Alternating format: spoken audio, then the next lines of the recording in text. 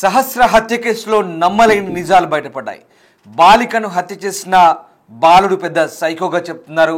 YouTube వీడియోలు, crime scenes చూసి హత్య చేసినట్టుగా తెలుస్తుంది. ఇక పక్కా పథకం ప్రకారమే క్రైమ్ సీన్ బాలుడు రచించినట్టుగా తెలుస్తుంది. హత్య చేసి ఆధారాలు మాయం చేయడం నేర్చుకున్నాడు ఆ బాలుడు. పోలీసుల విచారణలోనూ ఇంటెలిజెంట్ క్రిమినల్లా వ్యవహరించినట్టుగా తెలుస్తోంది. రూటు మార్చి పోలీసులను డైవర్షన్ చేశాడు ఆ బాలుడు. సహస్ర చనిపోయిందని నిర్ధారించుకున్నాకే ఇంటి బయట డోర్ పెట్టి వెళ్ళిపోయినట్టుగా తెలుస్తుంది. బాలుడు రెగ్యులర్గా కత్తి పట్టుకొని తిరుగుతాడంటూ కూడా వెల్లడైంది. తండ్రి మద్యానికి బానిస, తల్లి ఓ ప్రైవేట్ ఉద్యోగిని. ఇక బాలుడు తల్లిదండ్రులను విచారిస్తున్నారు డీసీపీ. మొత్తం మీద ఈ వ్యవహారంలో సంచలన అంశాలు బయటపడ్డాయి. ప్రస్తుతం బాలుడు రెగ్యులర్గా కత్తి పట్టుకొని తిరుగుతాడని, ఒక జులైలా మారిపోయాడని చెప్తున్నారు. తండ్రి మద్యానికి బాలిసై తల్లి ప్రైవేట్ ఉద్యోగం చేస్తూ పెద్దగా పట్టించుకున్నట్టుగా తెలుసు. దీంతో ఈ బాలుడి వ్యవహారం ఇప్పుడు చర్చనీయాంశంగా మారింది. వీడు బాలుడు కాదు, వీడు ఒక మైనర్ కిల్లర్. వీడిని బాలుడు అని సంబోధించకంటే ఈజ్ అ మైనర్ కిల్లర్ అని సంబోధిస్తేనే మంచిది.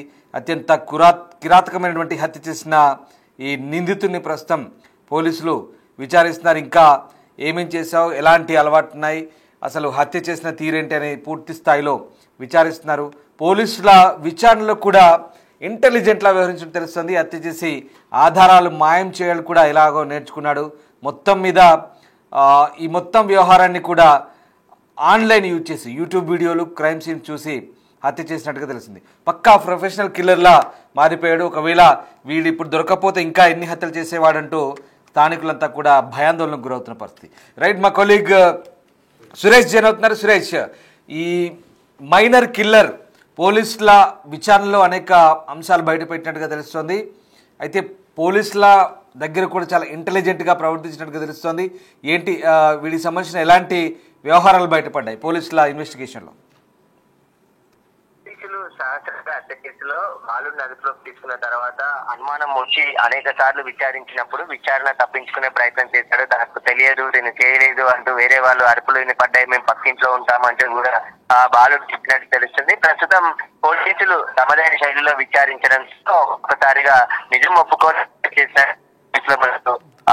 మైనర్ కిల్లర్ అయిన చెప్తున్నాము. అతనే అతిథి పోలీసులు జరిగింది. విచారిస్తూ కట్టిస్తాడు. సార్ ఏదైతే లెటర్ రాసుకున్నాడో మెషిన్ డన్ అనే దానికి సంబంధించి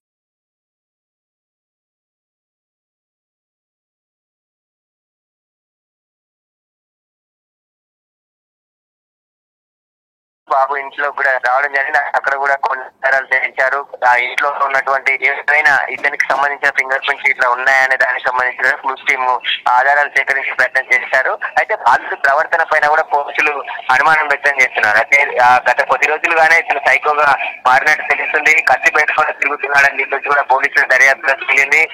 హత్య ఎందుకోసం చేశాడు? ఎందుకంటే అత్యంత కిరాతకంగా కత్తి పెంచుకొని పగ పెంచుకొని చేసిన హత్యగా ఇది గమనిస్తుంది. కాబట్టి హత్య వెనుక మోటివ్ ఏంటి అనే దానికి సంబంధించి ప్రస్తుతం పోలీసులు ఇన్వెస్టిగేషన్ చేస్తున్నారు. బాబు తల్లిదండ్రులను కూడా ఇన్వెస్టిగేషన్ చేస్తున్నారు. అయితే గత 2 సంవత్సరాల నుంచి కూడా సహస్ర ఫ్యామిలీకి తెలిసి అంటే సన్నిహితంగా ఉండడం పక్క ఇంటి వాళ్ళే కాబట్టి ఆ సహస్ర తమ్ముడితో కూడా చనువుగా ఉంటూ వాళ్ళ సహస్ర బర్త్డేకి కూడా రావడం జరిగింది ఏప్రిల్ 19th అని చెప్పేసి కూడా చెప్తున్నారు. అయితే స్థానికులు కూడా ఇంత చిన్న పిల్లగాడు ఎలా హత్య చేశాడు, ఇంత క్రూరంగా ఎలా చంపాడు అనే దానిపైనే మినిమం షాక్ అయిపోతున్న కూడా వాళ్ళంతా కూడా చెప్తున్నారు. అయితే బాబు తండ్రి కూడా మద్యానికి బానిస కావడం, తల్లి కూలి పని ప్రైవేట్ ఉద్యోగం చేస్తూ ఆ కుటుంబాన్ని గడుపుతుందని చెప్పేసి కూడా అక్కడ ఉన్నటువంటి స్థానికులు చెప్తున్నారు. ప్రస్తుతం ఆ బాబు చెడు అలవాట్లకు అలవాటు అయ్యే ఇలా కిరాతకంగా మారుంటాడు. యూట్యూబ్ లో ఓటీటీకి సంబంధించిన క్రైమ్ థ్రిల్లర్స్ ని వాటిని చూసి హత్య చేశాడా లేకుంటే ఎందుకు హత్య చేశాడా అనేది ఇప్పుడు పోలీసుల ఇన్వెస్టిగేషన్ కొనసాగుతుంది. అనేక కోణాల్లో దర్యాప్తు చేస్తున్నారు. అయితే ఆ స్కూల్ కి హత్య చేసిన తర్వాత 2 రోజులు స్కూల్ కు వెళ్ళలేదు. ఆ తర్వాత స్కూల్ కి కూడా వెళ్ళాడు. మరుసటి రోజే పోలీసులు వచ్చి అతన్ని అంటే స్కూల్ కు వెళ్ళిన 2వ రోజు పోలీసులు స్కూల్ కు వెళ్ళి అక్కడ అదుపులోకి తీసుకుని ఈ హత్యకు సంబంధించి నేను విచారించాలనే సందర్భంలో పోలీసులకి ఇంకా పట్టుబడ్డానని చెప్పేసి తాను జరిగినట్టు మొత్తం చెప్పేసినట్టు కూడా స్పష్టమవుతుంది. అయితే ఎటువంటి పోలీసులు అదుపులోకి తీసుకొని బాబుని విచారించిన క్రమంలోనే హత్యకు సంబంధించిన సమాచారం అంతా కూడా బయటికి రావడం జరిగింది. రేపు పోలీసులు ప్రెస్ మీట్ పెట్టి అసలు హత్యకు కారణాలు ఏంటి, మొత్తం ఈ దర్యాప్తు ఇప్పటివరకు జరిగినటువంటి దర్యాప్తుకు సంబంధించిన వివరాలు కూడా వెల్లడించే అవకాశం కనబడుతుంది. మొదట తల్లిదండ్రులు అంటే పాప తల్లిదండ్రులు కూడా ఇంట్లో ఎలాంటి చోరీ జరగలేదు, ఎవరిపైన అనుమానం లేదు, ఎవరు హత్య చేశారో మాకు కూడా తెలియట్లేదు అని చెప్పేసి వారు మాట్లాడారు. కానీ ఇప్పుడు ఒక చోరీ జరిగింది, దేవుడి దగ్గర ఉన్న డబ్బుల కోసం హత్య చేశాడు అంటున్నారు. కానీ అది కూడా కాదు మోటివ్. ఎందుకంటే మొదట హత్య జరిగిన రోజే ఎలాంటి దొంగతనం ఇంట్లో జరగలేదు అని చెప్పేసి ఇటు కుటుంబ సభ్యులు పోలీసులు కూడా చెప్పారు. కాబట్టి అది దోపిడీ హత్య కాదు, ఎవరో పగ పెంచుకొని లేదంటే కావాలని హత్య చేస్తుంటారని చెప్పేసి పోలీసులు ఆ కోణంలోనే ఇన్వెస్టిగేషన్ చేశారు. కానీ ఇప్పుడు ఇంటి పక్కన్న బాలుడే హత్య చేశాడని తేలడంతోనే పోలీసులు ఎందుకు హత్య చేశాడనే దానికి సంబంధించి అన్ని కోణాల్లో దర్యాప్తు చేస్తున్నారు. ప్రస్తుతం బాబు తల్లిదండ్రులను కూడా అదుపులోకి తీసుకొని పోలీసులు విచారిస్తున్నారు. అసలు హత్య జరిగినా ఎందుకు చెప్పలేదు, బాబుకు ఒకవేళ తల్లిదండ్రులకు చెప్తే వాళ్ళు చెప్పకుండా ఎందుకు దాచిపెట్టారు, వాటికి సంబంధించిన వివరాలు కూడా వారిని అడిగి తెలుసుకుంటున్నారు. ప్రస్తుతం బాలనగర్ డీసీ వారిని విచారిస్తున్నారు. అసలు బాబు ఎందుకు ఇలా మారాడు, ఎందుకు హత్య చేయాలనుకున్నాడు, వాటికి సంబంధించిన ఆధారాలన్నీ కూడా చేస్తున్నారు. బాబు అక్కడ తిరగడం కూడా ఒక బిహేవియర్ కూడా వేరే, అంటే ఒక సైకో మాదిరిగా ఉండేది అని చెప్పేసి కూడా చుట్టుపక్కల వారు చెప్తున్నారు. ఎవరికి అనుమానం రాకుండా 2 రోజుల పాటు అక్కడే అందరితో కలిసి తిరిగారని చెప్పేసి కూడా గుర్తించడం జరిగింది. అయితే బాబు ఎందుకు అక్కడికి వెళ్లి పాపని హత్య చేశాడు, ఆ వ్యక్తికి ఎందుకు ప్రతిఘటించకపోయినా చోరీ చేస్తే చోరీకి ఇంట్లో వాళ్ళకి చెప్తానంటే అక్కడ ఎలాంటి వస్తువులు పోలేదని చెప్పేసి మొదటి రోజు హత్య జరిగిన తర్వాత పేరెంట్స్ గానీ అటు పోలీసులు గానీ చెప్పారు. మరిగా ఇప్పుడు చోరీకి సంబంధించా లేదంటే ఇతర కారణాలు ఏమైనా ఉన్నాయనే దానికి సంబంధించి కూడా పోలీసులు అయితే దర్యాప్తు చేస్తున్నారు. Right, yes, thank you Suresh. So ఇది మొత్తం మీద చాలా దిగ్భ్రాంతికర అంశాలు అయితే బయటికి వచ్చాయి. పక్కా పథకం ప్రకారమే క్రైమ్ సీన్ రచించినాడు ఆ బాలుడు. హత్య చేసి ఆధారాలు మాయం చేసేందుకు కూడా ప్రయత్నించాడు. పోలీసులను కూడా బురిడి కొట్టించే ప్రయత్నం చేశాడు. యూట్యూబ్ వీడియోలు క్రైమ్ సీన్ చూసి హత్య చేసినట్టుగా స్పష్టమైంది. బాలికను హత్య చేసిన ఆ బాలుడు ఒక సైకోగా చెప్తున్నారు. ఎప్పుడూ జేబులో చిన్నపాటి కత్తి పెట్టుకొని తిరిగేవాడని చెప్తున్నారు. తండ్రి తాగుబోతూ, తల్లి చిన్నపాటి ఉద్యోగం చేస్తూ కుటుంబాన్ని పోషిస్తోంది. కొడుకు ఇలా మారిపోయాడు. ఒకసారి ఆ నిందితుడు గతంలో సహస్ర బర్త్డే అయినప్పుడు కూడా ఇంటికి వచ్చి కేక్ తినిపిస్తున్న దృశ్యాలు మనం చూడొచ్చు. సో మొత్తం మీద అయితే ఈ హత్య చేసిన తర్వాత 2 రోజులు అబ్స్కాండ్ అయ్యాడు. 3వ రోజు స్కూల్కి వెళ్ళాడు. స్కూల్కి అప్పుడు పోలీసులు అతన్ని ఇన్వెస్టిగేషన్ చేసే క్రమంలో స్కూల్కి వెళ్ళినప్పుడు భయంతో మొత్తం బయట పెట్టాడు. ఇక ఒక సందర్భంలో వేరొక ఫ్రెండ్తో కూడా తాను హత్య చేసిన అంశాన్ని కూడా షేర్ చేసుకున్నట్టుగా తెలుస్తుంది. దానికి సంబంధించిన ఆడియో బయటకు వచ్చింది. ఒకసారి ఆ ఆడియో విందాం.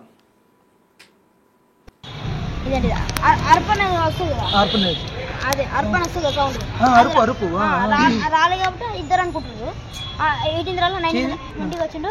ఈడు ఇందాక వచ్చిన వాళ్ళు వెనకాల ఉన్నంట అతను, అంటే అబ్బాయి వెనక ఉన్నారా? అయితే ఎగ్జామ్ రాయడానికి భయపడుతుందంట, రాయడానికి పెన్ పట్టడానికి భయపడుతుంది. ఆ అబ్బాయా ఇష్యూ జరిగిన తర్వాత స్కూల్ కి వెళ్ళాడా? 2 days వెళ్ళలే.